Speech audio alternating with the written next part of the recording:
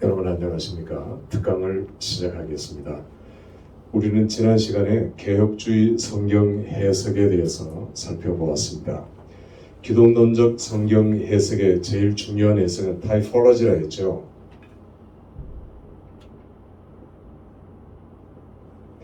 모형론이라 했습니다.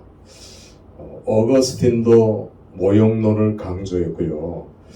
모형론을 제일 강조한 사람은 칼빈입니다. 그래서 모형론은 종교개혁자들 그리고 개혁주의 성경 해석의 제일 중요한 부분인 거예요. 그런데 예수님 자신도 타이폴로지, 모형론을 얘기합니다. 들어보셔요. 요나를 예수님께서는 자신으로 비유하셨죠. 요나와 같이 3일 동안 요나가 물속에 뱃속에 있는 것 같이 무덤 속에 있을 거라는 말씀을 하셨어요. 그러니까 요나는 예수님의 타이폴로지죠. 또 예수님께서 이런 말씀도 하셨죠. 인자도 노뱀과 같이 들려야 하리라. 노뱀을 쳐다보는 자마다 살았잖아요.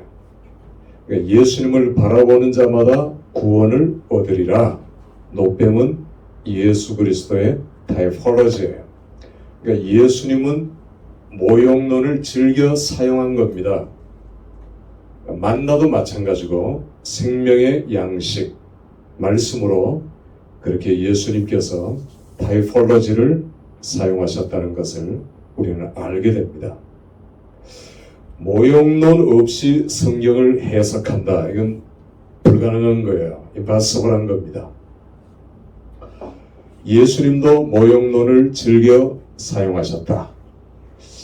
지난 시간에 이어서 조금만 더 기독론적 성경 해석을 살펴본다면 레위기 16장 대속죄일, 히브리 달력으로 7월 10일이 대속죄일이고 그때는 모든 백성들이 다 모여있는 가운데 대제사장이 염소 2마리를 끌고 오죠. 아사셀 염소입니다. 아사셀이라는 뜻은 여러 가지 뜻이 있지만 그 중에 제일 중요한 것은 단절이라는 말이에요. 단절.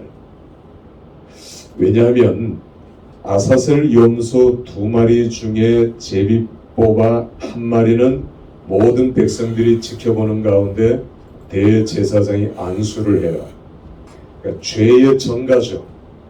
모든 백성들의 죄가 대제사장이 중개자가 되어서 대제사장을 통해서 제물에게 죄가 전가되는 겁니다. 그렇게 함으로써 백성들의 모든 죄가 속죄함을 얻는 거죠. 이것이 대속죄일의 제일 중요한 행사였어요. 자, 모든 백성들이 지켜보는 가운데 대제사장이 제물을 놓고 살아있는 제물이죠. 위에서 안수를 합니다. 죄의 전가. 끙끙끙끙 땀을 비워도 쏟으며 번제단 위에서 안수를 해요. 백성들은 손에 땀을 쥐고 조마조마하게 그 장면을 지켜봅니다. 그러면서 가슴을 치면서 회개 기도하죠. 내 죄, 나 때문에 저희 염소가 대신 죽는구나. 희생제물이죠. 나 때문에. 내가 다시는 죄를 지어서는 안 되지. 나 때문에. 그러니까 대제사장과 제물 염소가 만만한 동물이 아니거든요. 양은 순하지만 염소는 고집이 세거든요. 들이받고 찍어 누르고 염소는 바둥바둥거리고 무릎 꿇던 다리를 다시 일으키고 그 장면 한번 상상해 보셔요.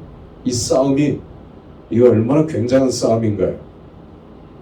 자, 이렇게 해서 제물을 죽여서 그걸 하나님 앞에 번제로 드립니다. 다 태워서 올려보내죠. 번제는 올라라는 히브리어로 했어요. 그러니까 다 올려보낸다. 우리가 그렇게 이해하면 더 쉽게 이해할 수 있겠죠. 자, 한 마리, 다른 한 마리 아닙니다. 제비 뽑힌 다른 한 마리의 양은 어떻게 할까요? 이 양을 제사장이 끌고 예루살렘 성전이 있던 자리, 자, 거기서 이 아사셀 양을 끌고 광야 쪽으로 나가는데 중간중간 한 1km, 2km마다 물병들이 놓여 있어요. 그건 성지순례를 가서 그 자리를 확인해야, 그리고 설명을 들어야 이해가 될 수 있는 부분입니다. 그냥 성경을 읽어서는 이해할 수가 없는 거죠. 제사장들이 먹는 물병이죠. 날씨가 덥고 제물을 끌고 갑니다. 아사셀 양을 끌고 가요. 그리고는 절벽, 단절된 곳, 그래서 아사셀이라는 뜻이 단절이라는 뜻입니다. 그 절벽, 단절된 곳에 이 아사셀 염소를 풀어줘요. 그러면 줄이고 목마르고 지친 아사셀 염소 혹은 아사셀 양이라 하는데, 이 동물은 그 자리에는 놔두면 뺑뺑뺑뺑 돕니다. 같은 길을 계속 돌고, 그리고 단절된 곳이니까, 절벽이니까 뭐 밑으로 떨어질 수밖에 없어 못 가죠. 그래서 이 양은 지쳐 거기서 쓰러져 죽어요. 아사셀 양 혹은 아사셀 염소라 해요. 그런 백성들이 며칠 후에 지나가다가 죽은 염소를 보고 또 가슴을 칩니다. 내 죄합니다. 나 때문에 저 염소가 죽었구나. 나 때문에 저 양이 죽었구나. 그 아사셀 염소는 장차 오실 예수 그리스도의 타이폴로지라는 말입니다. 모형인 거예요. 모형. 명확한 거죠. 그래서 히브리서에 보면은 히브리 기자가 이렇게 우리에게 도전합니다. 우리도 예수님과 같이 십자가를 지고 영문으로 나가자. 아사셀 양같이 나가자는 겁니다. 바로 그 장면이 아사셀을 예수 그리스도의 타이폴로지로 본 거예요. 이렇게 우리가 구약 성경을 읽을 때 타이폴로지, 기독론적 성경 해석 없이 레위기 16장을 어떻게 해석하겠습니까? 윤리적인 설교, 도덕적인 설교밖에 나오지 않는 거예요. 자, 또 이제 너무 많은 예를 드릴 수는 없고요. 이제 예를 들면 시편 22편을 엘렐 라마 사박단이잖아요. 예수님께서 십자가 상에서 시편 21편 1절을 낭독했어요. 소리쳐서 불렀죠. 그게 바로 예수님의 현 상황이잖아요. 예수님의 기도고 엘렐 라마 사박단이 시편 21편 1절. 그래서 우리는 22편을 읽을 때에 메시아 시각으로 읽으랍니다. 그러니까 메시아의 입장에서 성경을 읽으면 이 성경이 우리에게 훨씬 더 가까이 와닿죠. 이 타이폴로지의 성경적 배경은 누가복음 24장 44절이라고 했죠. 지난 시간에. 또 하나는 24장 29절입니다. 24장 29절에 보면 예수님께서 엠마오로 내려가는 제자들에게 옆에서 같이 동행하시면서 그들이 예수님이 누군지 몰랐잖아요. 그런데 예수님께서 그들에게 구약 성경을 읽어주면서 오경과 그리고 시편과 선지서에 예수님에 관한 말씀들을 자세히 설명하셨더라 그랬습니다. 그러니까 다시 말해서 구약에 나타난 예수님을 예수님께서 가르쳐 준 거예요. 그 다음에 44절이 예수님께서 이렇게 말씀하셨죠. 오경과 시편과 선지서, 구약입니다. 구약에 나에 대해서 기록하는 것이 반드시 이루어져야 하리라. 그러니까 구약 성경에 예수님에 대해서 나온 많은 그 부분들, 이게 타이폴로지의 성경적 배경입니다. 그러니까 우리가 구약 성경을 읽을 때 제가 이걸 계속 반복합니다. 그냥 읽으면 율법적일 수 있고 또 습관적일 수 있고 윤리 도덕적인 설교밖에 나오지 않는 거예요. 구약 성경 속에서 우리는 예수를 찾아야 예수에 대한 설교를 할 수 있고 기독론적 성경의 해석과 기독론적 설교를 할 수 있는 것입니다. 우리가 특히 시편 42편부터 시편 66편까지를 메시아 시각으로 읽어보세요. 그러니까 여러분이 예수님의 입장에서 시편 42편부터 읽어보셔요. 특별히 1인칭을 예수님에게 대입해서 읽어보셔요. 그러면 그 성경이 훨씬 나에게 와닿아요. 지금 유대인들은요, 유대교에서는 이사야 그 53장을 메시아 시잖아요. 이사야 53장을 금서 목록으로 정하고 못 읽게 해요. 왜냐하면 누구든지 이사야 53장을 읽으면 거기 나오는 1인칭이 예수 그리스도라는 걸 추호도 의심 없이 받아들이게 됩니다. 누구도. 그만큼 이사야 53편은 성경에서 가장 위대한 메시아 시죠. 우리가 시편을 이제 읽으면서 시편 110편 1절에서 4절 110편 전체가 가장 중요한 메시아 시이면서 예수님의 타이폴로지를 결정적으로 보여주는 게 시편 110편 4절이에요. 110편 4절을 보면 멜기세덱의 반차로 오실 메시아. 반차는 순서, 계열이거든요. 계열. 장차 오실 메시아는 아론의 순서, 아론의 반차, 아론의 계열로 오시는 게 아니다.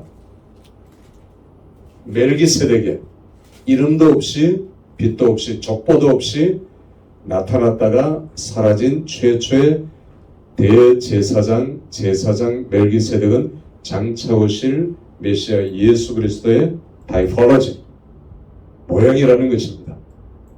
추호의 의심도 없죠. 그래서 히브리서의 주제가 멜기세덱이에요. 멜기세덱. 히브리서를 우리가 읽으면 멜기세덱 이 시편 110편을 계속 해석을 해 놓습니다. 멜기세덱의 반차로 오실 메시아. 그가 이분이란 말이에요. 그가 이분이다. 그가 예수 그리스도다. 이걸 계속해서 강조하고 있죠. 자, 그래서 우리는 구약 성경을 읽을 때에 모형론을 제일 먼저 살펴봐야 되고 제일 중요시 여겨야 된다는 것을 계속해서 강조하고 이것이 기독론적 성경 해석의 전부입니다. 가장 중요한 것이죠. 자, 이제 오늘 두 번째는 언약적 해석이에요. 기독 개혁주의 성경의 해석의 언약적 해석은 말 그대로 언약.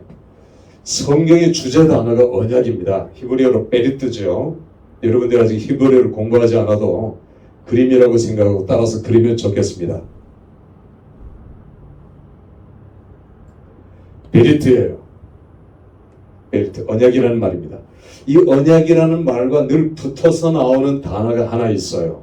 그 단어가 헤세드입니다. 자, 헤세드. 베리트는 언약이라는 말이고요. 희생 제물을 카라트, 히브리어로 카라트, 쪼개다라는 말이에요. 쪼개다. 그러니까 아브라함이 창세기 15장에서 하나님과 언약을 체결하면서 새들을 쪼개가지고 양쪽에 놓잖아요. 새벽까지 기다려도 하나님 나타나지 않아요. 드디어 새벽 지나서 타는 횃불같이 쪼갠 새 사이를 지나가시면서 아브라함과 언약을 체결하는 장면이 나오잖아요. 이게 아브라함 언약 체결이라는 말이에요. 아브라함 언약. 그러니까 언약 베리트라는 말은 재물을 쪼개다. 다시 말해서 언약을 지키지 않으면 하나님께서 어떻게 하시겠다? 쪼개시겠다는 겁니다.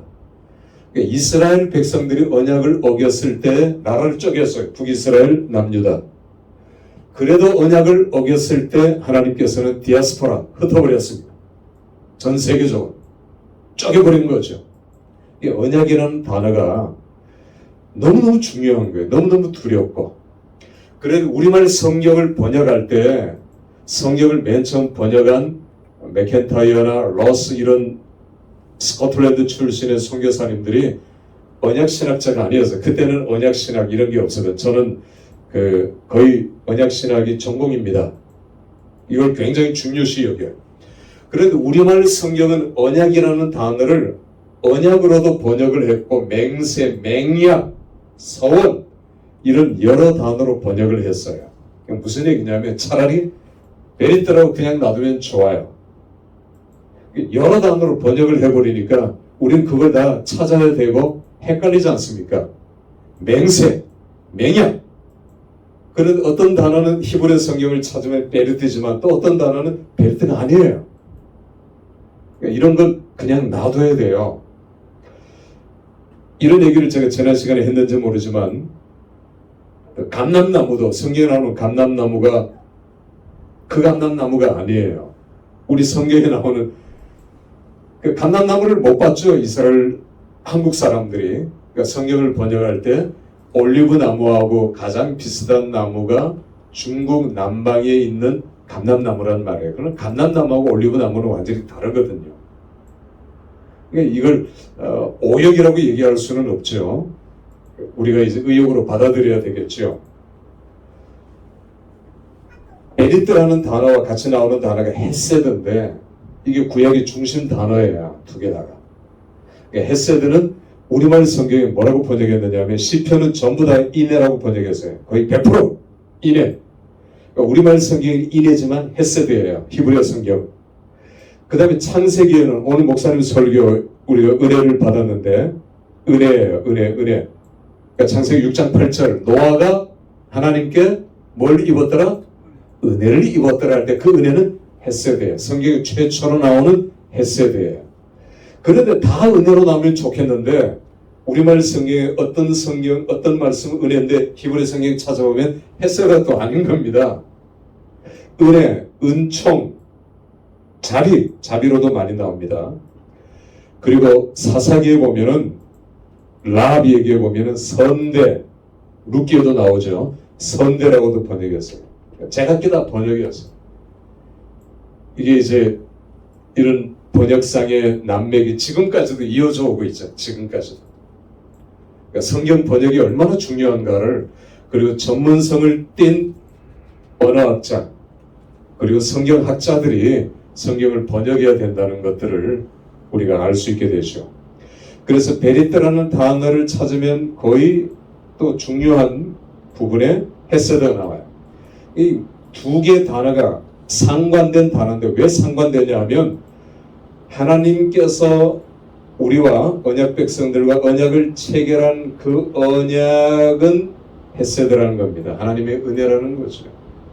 내가 잘나서 하나님께서 나를 언약 백성 삼으신 것이 아니라 언약을 체결하신 것이 아니라 하나님의 일방적 은혜라는 것, 무차별적 은혜죠. 무차별적 쏟아 부으시는 하나님의 은혜라는 것입니다. 그게 헤세드예요. 비하람 없는 우리는 이쪽으로 갔다가 저쪽으로 갔다가 말을 안 들었다가 별짓 다 하지만 하나님의 헤세드는 변함이 없다는 거예요. 자, 그래서 이제 우리가 언약을 얘기할 때 언약의 특징, 언약 신학을 공부할 때 더 자세하게 공부합니다. 지금은 맛보기 수준이죠. 영원성입니다.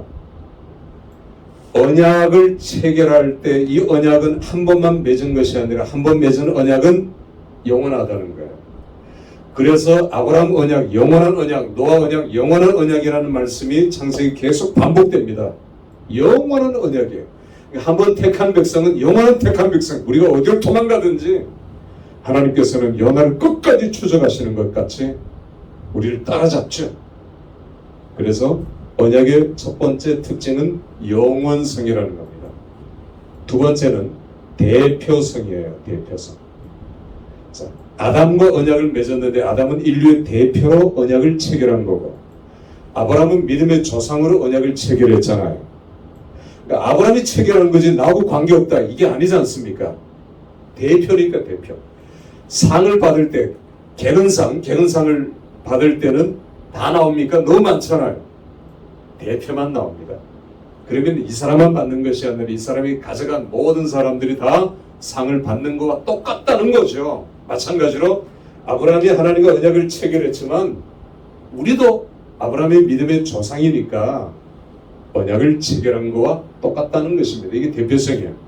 그러니까 아브라함이 받은 축복, 복의 근원, 축복의 통로 우리도 똑같이 해당된다는 것입니다.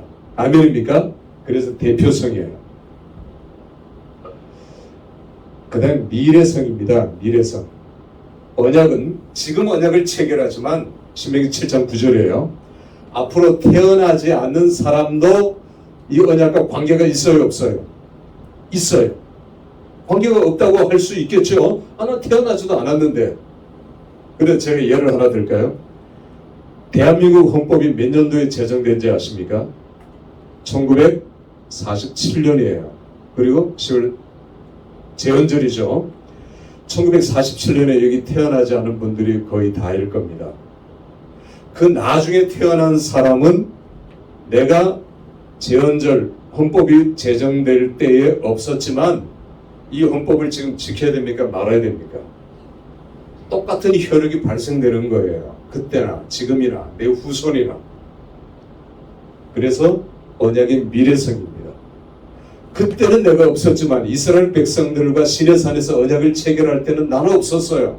갈보리 언약 그때는 나는 없었어요. 나하고 관계없다 이게 아니라 나도 그 자리에 있었던 겁니다. 내 죄가 그 자리에 있었고요. 태어나지 않았지만 내가 그 자리에 없었지만 이게 언약의 특징이에요. 미래성. 그 다음에 연속성입니다. 연속성. 언약은 계속해서 연속적으로 계속 이루어진다는 거죠. 비슷하지만 연속성입니다. 마지막으로 언약의 특징은 통일성이에요. 통일성. 모든 언약은 통일이 되어 있어요. 통일되어요. 모든 언약은 예수 그리스도를 보여줘요. 장차 오실 예수 그리스도. 자, 왜 그런가를 이제 살펴보도록 합시다. 왜 예수 그리스도인가? 우리가 언약을 얘기할 때에 맨 처음은 창조 언약을 얘기해요. 창조 언약.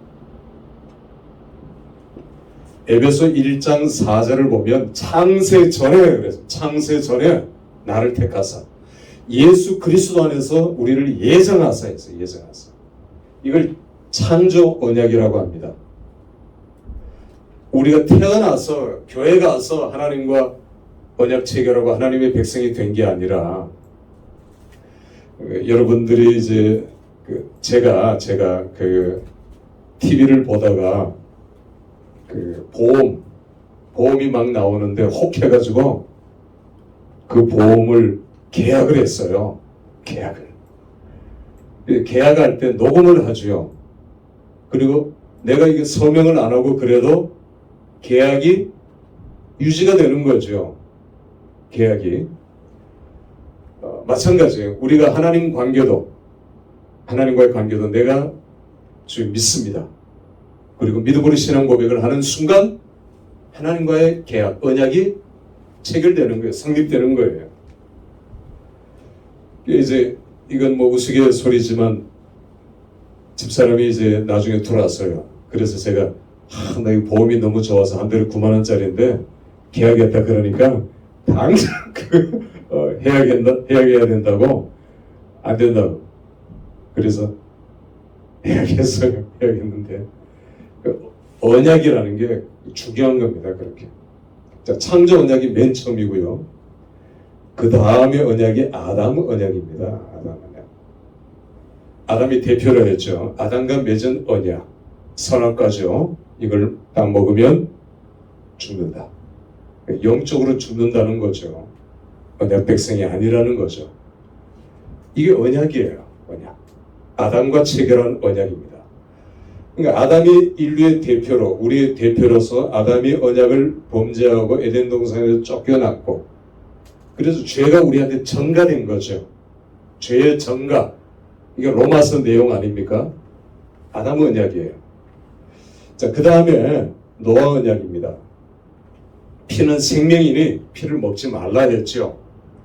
하나님께서 노아와 언약을 체결할 때 노아의 믿음을 보시고 아까 얘기한 대로 창세기 6장 8절 노아가 은혜를 입었더라. 노아도 인류의 두 번째 조상이죠. 노아와 언약을 체결했어요.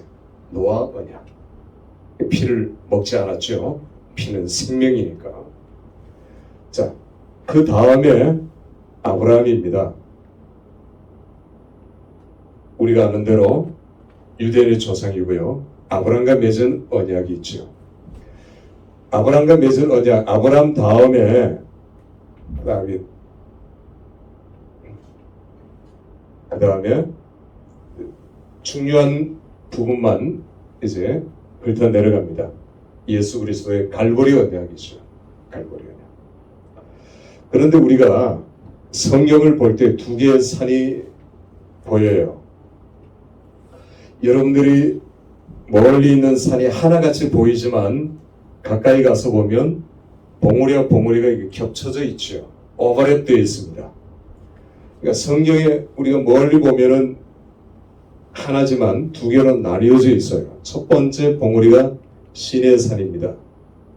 두 번째 봉우리는 시온산, 갈보리예요. 갈보리. 앞에 시내산은 시내산 언약이죠. 이름 따라 시내산 언약에서 구약이 나왔죠. 여기는 갈보리 언약에서 신약이 나왔습니다. 이스라엘 백성들을 출애굽시킨 목적이 가나안으로 데리고 가려고 하는 것은 2차적인 거고요. 1차적인 것은 시내산에서 언약을 체결하기 위해서였지요. 언약 백성 삼기 위해서. 그리고 시내산에서 언약을 체결하고 1년 정도를 성막을 세우고 훈련을 시켰어요. 시내산 언약의 골자가 세 가지입니다. 세 가지. 첫 번째는 내 백성. 내 백성은 언약 백성이라는 말이죠. 택한 백성이라는 말입니다. 내 백성. 두 번째는 제사장 나라. 이거 제사장 나라를 오해하면 안 돼요. 제사장 나라를 그래서 우리가 다 제사장이다. 그건 신약에 나와서 나중에 만인 제사장이 되지만 구약에 말하는 시내산 언약에서 말하는 제사장, 너는 제사장이다, 제사장 나라다 이 말은 하나님께서 가장 귀히 여기는 그 말입니다. 제사장이 하나님 가장 귀하게 여기는 사람이거든요. 그러니까 제사장 나라, 이건 하나님께서 가장 귀하게 여기는 나라라는 뜻입니다. 세 번째는 거룩한 백성이에요. 고이 케도시, 거룩한 백성. 선민이, 거룩이라는 말도 우리가 홀리, 거룩해서 거룩이 아니에요. 이 거룩하다는 뜻은 separate from입니다. 뭐뭐과 구분된, 분리된, 불신자들과 하나님께서 우리를 구별시켜서 따로 떼놨어요. 이게 거룩이라는 뜻이에요. 이게 separate from이에요. 그러니까 우리가 거룩하기 때문에 하나님의 자녀가 된 게 아닙니다. 정말 찌질을 못나고 형편없는 나를 하나님께서 불신자 속에서 separate from 한 거예요. 그래서 거룩한 백성이 된 겁니다. 이게 신명기에 와서는 신명기는 시내산 언약과 이걸 모압 언약이라고 합니다. 모압 언약. 이 개인이고 이거는 백성과 맺은 언약이죠. 신명기 28장 69절 히브리어 성경을 보면 29장 1절이에요. 우리말 성경하고 좀 다릅니다. 히브리어 성경하고 히브리어 성경을 쫓아가야 돼요. 우리말 성경은 28장 69절로 나오는 게 원래 히브리어 성경은 모압 언약 시작이에요. 29장 1절에 모압 언약이 이렇게 체결됐다. 그런데 우리말 성경은 69절에 결어같이 결론의 마지막 모압 언약이 이렇게 다 끝났다 같이 느껴져요. 이게 이해가 됩니까? 그래서 우리말 성경이 69절로 붙였는데 이거 큰 오류예요. 히브리어 원문 성경을 따라서 신명기 29장 1절로 읽어야 되는데 모압 언약이 시작되는 겁니다. 왜 모압 언약이냐? 이스라엘 백성들이 가나안 땅에 들어가기 직전 모압 언덕에서 하나님과 체결했다 해서 모압 지명 이름을 따서 모압 언약이에요. 이게 성경 그대로 나오니까 우리가 모압 언약이라고 합니다. 신명기 전체가 모압 언약이에요. 사실 신명기 전체가. 시내산 언약과 모압 언약은 똑같아요. 똑같은데 시내산 언약은 가나안에 들어가기까지 40년이라는 세월이 걸리잖아요. 그러니까 거시적 관점에서 기록했어요. 십계명도 멀리 봐야 돼요. 그런데 모압 언약은 이제 당장 내일 들어가잖아요. 당장 들어가요. 가나안이 여기 내려다 보이는데 여리고 쭉 다 내려다 보여요. 그러니까 이건 미시적 관점에서 기록이 됐어요. 너희가 들어가거든 이렇게 해라. 자세하게 똑같은 율법인데 똑같은 사건인데 신에서 하는 언약은 출애굽기는 레위기죠. 거시적 관점에서, 여기는 미시적 관점에서 기록되었다. 우리가 이걸 알고 성경을 읽어야 돼요. 그러니까 신에서 하는 언약과 모압 언약은 똑같아요. 그래서 신명기 16장에 가면은 신에서 하는 언약 3개를 신명기 16장에서 내 백성 제사장 거룩하는 백성을, 내 백성을 뭐라고 다시 해석하느냐 하면 가장 존귀한, 가장 고귀한, 그게 내 백성의 해석이죠. 그 다음에 제사장, 가장 뛰어난, 그랬어요. 인정받는 가장 뛰어난, 그래요. 가장 뛰어난. 유대인들이요, IQ가 낮대요. 우리나라 사람들이 더 높답니다. 그런데 유대인들이 노벨상을 훨씬 더 많이 받잖아요. 유대인들은 늘 그런 생각을 가지고 있어요. 우리는 특별한 선민사상. 그리고 신명기 28장 2절을 보면 내가 너희를 세계 모든 열방 위에 가장 뛰어나게 하겠다 그랬어요. 그들 아멘 했어요. 가장 뛰어난 민족이 됐어요. 지금 우리 그런 비전을 가져야 돼요. 네 짝보다 공부 잘하고 뭐 이 정도가 아니라 그런 비전이 우리 가운데 필요하죠. 거룩한 백성은 성민이라고 번역을 했어요. 성민, 말 그대로 거룩한 백성이죠. 자, 이런 언약적 관점에서 창조 언약부터 갈보리 언약까지 구약 성경을, 또 신약 성경을 쭉 읽어 내려가는, 관통하는 이 해석이 언약적 해석입니다. 우리가 마태복음을 보면은, 마태복음은 다른 공간복음하고 달라요. 마태복음은 구약을 많이 인용합니다. 언약이 성취되었다는 거죠. 이런 언약이 성취되었다. 구약의 언약이 신약에 와서 성취되었다. 이분이 바로 그분이다. 메시아다. 예수 그리스도다. 이런 식으로.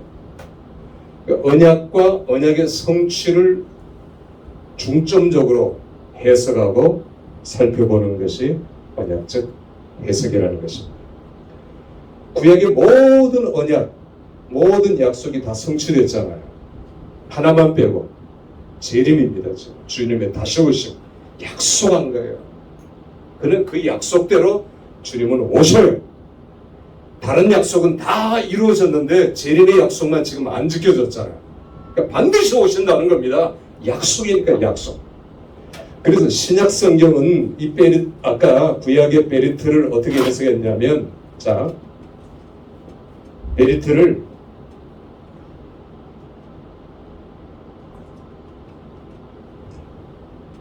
따라서 해보십시오. 디아데케로 해석했어요. 신약 성경에는 히브리서 10장 29절입니다. 디아데케는 영어 성경은 어떻게 번역했느냐 하면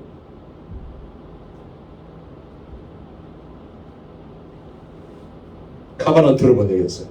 미국의 유명한 카바넌트 신학교가 있습니다. 언약 신학교라는 말이죠. 그러니까 디아데케가 카바넌트예요.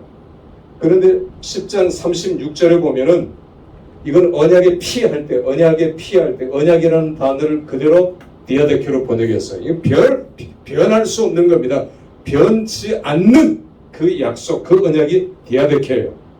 그런데 10장 36절에는 장차 오실 약속을 받기 위함이라, 우리말 성경에 약속이라고 번역했어요. 약속. 이 약속은 헬라어로 에반겔리온입니다.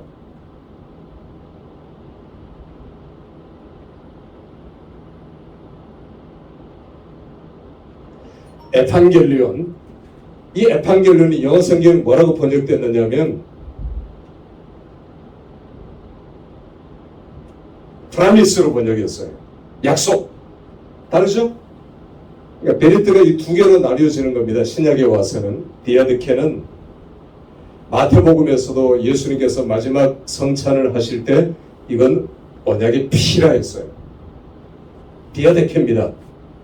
그런데 약속은 프라미스예요. 이건 내가 하나님 앞에 받을 상급으로 얻는 겁니다. 내가 잘해야 받는 거예요. 그게 프라미스, 그게 에반겔리온이에요. 그러니까 신약에서는 이 두 개를 우리가 잘 이해할 필요가 있습니다. 이거 조금 어려운 얘기겠지요. 더 어렵게 들어가야 되겠지만 오늘은 시간 관계상 특강 맛보기로 하니까 다음에 여러분들이 공부할 때 공부하시도록 하고 다음으로 넘어가겠습니다. 자, 세 번째는 개혁주의 성경 해석, 첫 번째는 기독론적 성경 해석, 두 번째는 언약적 성경 해석, 세 번째는 종말론적 성경 해석이에요. 종말론. 그러니까 종말론적 성경 해석이 없으면, 그러니까 종말론적 신앙이 없으면 가짜예요. 무슨 얘기냐면 데살로니가 교인들이 잘못된 종말론을 가지고 있었어요. 그래서 학교도 집어치고, 야 주님 내일 오시는데 금방 오신다 하는데, 데살로니가 전후서죠. 주님 금방 오시는데 무슨 학교가 필요하고 무슨 직장이 필요했냐, 우리 앉아서 예배만 드리면 되지, 어리석도다. 그렇게 바울이 책망합니다. 하나님께서 바로 가르치시는 종말론은 맡겨준 일에, 하나님께서 내게 맡겨준 일에 최선을 다하면서 주의 재림을 기다리는 거예요. 언제 오실는지는 몰라요. 이게 올바른 종말론이에요. 종말론이 없으면 현세주의자가 됩니다. 잘 먹고 잘 살자, 내가 이 땅에서 잘 먹고 잘 살면 되지. 그건 세속주의죠. 그건 이방 종교죠. 그거하고 뭐 다릅니까? 그게 아니잖아요. 그래서 종말론이 없으면 이건 잘못된 신앙입니다. 이건 무서운 거예요. 이단보다 더 무서운 거예요. 자, 종말론 신앙의 첫 번째는 이미와 아직이에요. 아직. 이미와 아직. 그러니까 이미라는 것은 영어로 already죠. already. 아직은 not yet입니다. 빌립보서 3장 12절 13절에 보면 내가 이미 그래서 내가 이미 얻었다 함도 아니요, 아직 이미와 아직이라는 단어가 12절 13절에 나와요. 그러니까 영어로는 already not yet입니다. 그 네덜란드의 유명한 신학자 헤르만 보스라는 그 신학자가 이걸 강조해요. 이걸 헤르만 리델보스가 쓴 The Kingdom of God, 하나님 나라라는 굉장히 두꺼운 원서예요. 저는 대학부 때 그거 읽느라고 고생했어요. 굉장히 두껍거든요. 이만큼 두꺼워요. 지금 번역이 돼 있어요. 이건 정말 명저입니다. 명저. 신학을 공부하는 학생들은 반드시 읽어야 할 책이거든요. 그러니까 옛날에는 영어 원서 아무리 빨리 읽어도 이게 하루에 몇 페이지 안 나가잖아요. 지금 하루에 한 권 다 읽을 수 있어요. 그러니까 헤르만 리델보스가 제일 강조한 게 already not yet이에요. 자, 초림.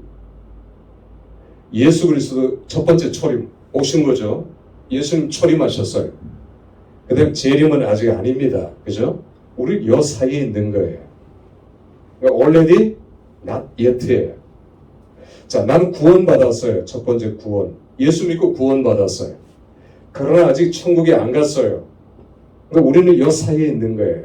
already not yet 사이에. 그러면 어떻게 해야 합니까? 그 해답이 빌립보서 2장 13절에 두렵고 떨림으로 너희 구원을 이루라 했어요. 이루라는 이루어가라는 겁니다. 두렵고 떨림으로, 겸손함으로. 한국 교회는 already만 가르쳤지 not yet는 안 가르쳤어요. 예수 믿으니까 내 멋대로 하고 죄 짓고 회개하면 되지. 나중에 뭐 어떻게 되겠지. 목회자도요, 교인들도요, already와 not yet를 잘 못 가르쳤어요. 이게 굉장히 중요한 겁니다. 우린 이 사이에 있단 말입니다. 이스라엘 백성들이 출애굽했어요. 자, 출애굽했어요. 그러나 가나안은 아직 아닙니다. 가나안에 들어가기 전에 현 위치는 어디입니까? 광야예요. 자, 광야에서 퍼스트 제너레이션 1세대는 다 죽었어요. 무덤이 다 됐지요. 불순종해서, 언약을 파기해서. 근데 세컨 제너레이션은 달랐어요. 광야에서 태어난 아이들, 20세 미만에 출애굽하는 아이들은 순종했어요. 우리는 지금 광야에 있습니다. 광야. 잘못하면 천국에 못 들어갈 수 있어요. 이게 행위 그게 아닙니다. 현 우리의 위치를 설명하는 거예요. 우리는 already not yet 요 사이에 있다는 겁니다. 자, 이 신학적 기반이 성경적 기반이 있어야 되잖아요. 로마서 5장 1절 2절을 보면 헬라어 문법으로 과거 수동태, 미래 수동태로 나누어져요. 내가 이미 구원을 얻었어요. 과거 수동태로 되어 있습니다. 우리말로는 과거죠. 이미 얻었어요. 과거 수동태예요. 그러나 아직 천국에 들어간 것은 아니다라고 얘기합니다. 미래 수동태예요. 우린 요 사이에 있는 거죠. 구원을 얻었지만 나한테 아직 아니에요. 내가 자신 있게 구원을 얻었다 얘기할 수는 없거든요.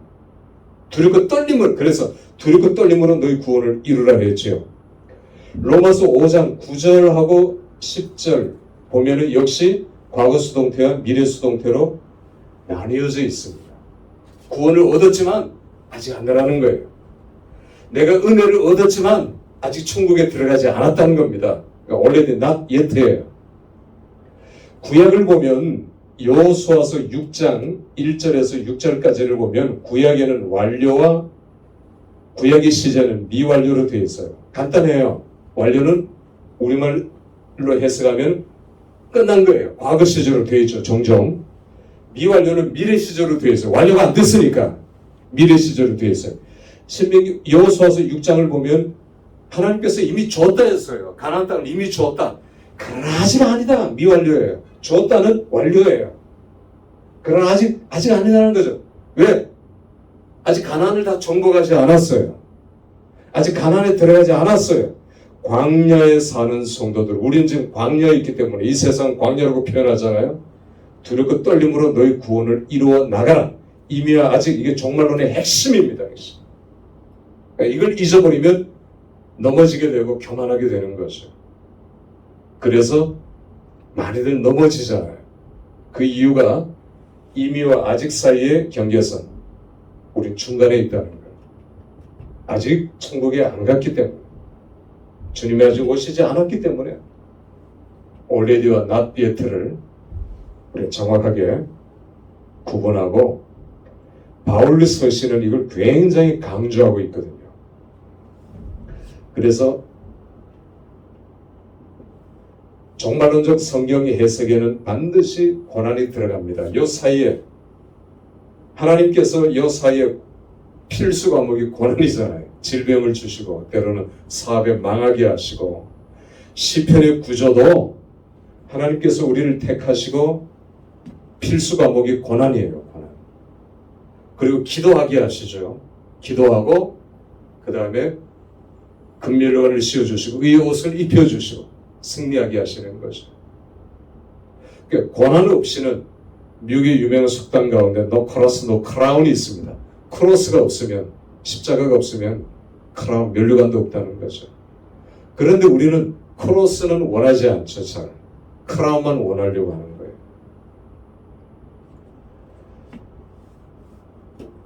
그래서 종말로는 늘 이 고난의 문제.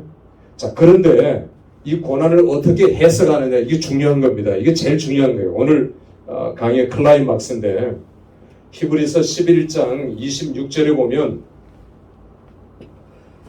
히브리서 11장 26절에 모세는 고난을 이렇게 해석합니다. 고난은 장차 오실 메시아가 지고 가는 능력, 십자가라 해서 십자가. 장차 오실 그분의 십자가.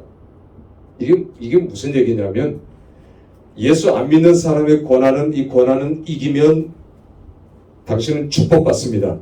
이 설교는 빵점짜리 설교란 말이에요. 고난 이후에 축복이 오고 소나기 이후에 햇빛이 오고, 이건 은혜롭기는 하지만 비블리컬 프리칭은 아니란 말입니다. 성경적 설교는 아니에요. 중세 때는 이렇게 해석했어요. 토마스 아켄퍼스의 그리스도를 본받아. 제가 군대 가기 전에 이 책을 10번을 읽었거든요. 근데 군대 가면은 고난도 많을 텐데 그때마다 그리스도와 같이 이겨야 되겠다. 내가 예수님 심정을 품고 이겨야 되겠다. 이거는 중세의 헬라적 해석이에요. 중세 해석이에요. 혹은 이제 뭐 고난을 통해서 하나님께서 겸손을 주시고, 이거 다 맞는 말이긴 하죠. 맞는 말이긴 하지만 100점짜리는 고난은, 성도가 받는 고난은 십자가예요. 이게 100점짜리예요. 성도가 받는 고난. 이거 모세가 얘기한 거잖아요. 히브리서 11장 26절에. 그러니까 구약에도 아브라함이 당하는 고난이 장차 오실 예수 그리스도의 십자가를 지는 것 같은 고난이에요. 내가 지금 당하는 고난이 모든 게, 때로는 질병, 아픔, 모든 고난은 십자가예요. 그래서 이 십자가 내가 끝까지 짊어지고 가야 돼요. 성도를 이렇게 권면하고 위로하고 격려해야지. 이 고난 이겨 집사 아무개 박집사 이기면 하나님 축복 주실 거야. 맞는 말이지만 주일학교식 해석이고요. 당신이 지금 당하고 있는 남편, 아이들, 질병 혹은 사업, 이건 십자가예요. 십자가. 예수님과 똑같이 이 십자가 지고 가는 거라고. 우리가 승리해야지, 이겨야지. 십자가 중간에 내려놓거나 포기해서는 안 되잖아요. 예수님의 십자가를 지고 가는, 때로는 당신 남편이 십자가일 수 있고 아이가 십자가일 수 있고 때로는 사업의 부도가 십자가일 수 있지만 성도가 당하는 모든 고난은 십자가. 이게 개혁주의 성경 해석이에요. 그렇지 않고 성도 여러분, 우리가 어떤 고난이 오더라도 조금만 이기면, 이건 윤리적인 설교예요. 도덕적인 설교. 아예 틀린 건 아니지만 잘못된 해석이라는 거죠. 여러분, 우리가 개혁주의 성경 해석을 하면서 제가 세 가지를 이렇게 말씀을 드렸습니다. 특별히 바울의 종말론, 결론을 제가 맺으면 기독론적 성경 해석의 적용은 예수 중심의 삶이에요. 예수님을 최우선, 그리고 늘 예수님을 따라가는, 예수님이 내 속에 늘 있는, 이게 기독론적 성경의 해석의 적용입니다. 골로새서 3장 11절이 영어 성경 Christ is all, 우리말 성경에 만유라고 번역해서 만유. 저는 옛날에 신학교 다닐 때도 만유가, 이게 왜 만유가 뭔가, 만유, 모든 게 다 있다는 뜻인가? 물론 맞는 말이죠. 그런데 영어 성경을 보니까 이게 이해가 돼요. Christ is all이에요. 예수 그리스도는 전부예요. 우리말 성경에 만유라고 번역을 해놓은 거예요. 어렵죠? 예수가 전부예요. Christ is all. 이게 기독론적 성경 해석의 적용입니다. 제가 CCC 출신이거든요. 그런데 매년마다 옛날에는 뭐 대천 해수욕장 그런 데서 주로 몇만 명이 모이니까, 그러면 첫날 첫 시간에는 김종원 목사님의 주제 설교는 늘 비슷해요. 이렇게 설교합니다. 여러분 여기 왜 오셨습니까? 누구 때문에 오셨습니까? 하면은 그 아이들이 다 예수 그리스도라고 얘기합니다. 여러분 우리가 왜 삽니까? 예수 그리스도. 그 질문이 한 30번 이어가요. 왜 우리가 돈을 벌어야 합니까? 예수 그리스도. 예수 그리스도. 왜 여러분이 시집가고 장가갑니까? 예수 그리스도. 그 대답을 30번을 유도해요. 여러분 왜 목회합니까? 예수 그리스도예요. 예수 그리스도. 왜 우리가 삽니까? 예수 그리스도예요. 왜 돈을 법니까? 예수 그리스도예요. 예수 그리스도. 예수 그리스도 때문에. 이게 예수 그리스도 중심의 삶이에요. 이게 기독론적 해석의 적용이에요. 언약적 해석의 적용은, 언약 약속은, 하나님 약속은, 나와 한 약속은, 성경 속의 한 약속은 반드시 이루어진다. 그러니까 성경을 그대로 믿어야 되죠. 성경 전체가 다 약속이니까 이렇게 해라, 그리하면 접속사가 나오고 내가 이렇게 하겠다는 거잖아. 이게 언약적 해석의 적용이에요. 종말론적 해석의 적용은 내가 언제 주님 앞에 가는지 모르지만, 주님이 언제 오실는지 모르지만 날마다 최선을 다하는 신앙생활이에요. 여러분, 저는 암 4기 선고를 받았습니다. 11개월 전에. 그 이전의 삶도 물론 주님을 위한 삶이라고 얘기를 했죠. 그러나 그때와 지금은 또 많이 달라졌어요. 전환이 이루어져 가는 거죠. 패러다임 시프트가 계속해서 이루어져 가는 거죠. 예수를 위해서, 주님을 위해서. 그리고 주님 언제 오시든지 여러분 서 있는 현 위치에서 많다 적다 논하지 말고 따지지 말고 불평하지 말고 하나님 맡겨주신 하나님 맡겨주신 내 현 위치에서 날마다 최선을 다하는 삶이 정말론적인 삶이에요. 이 삶으로 늘 승리하시기를 주님의 이름으로 축원합니다. 감사합니다.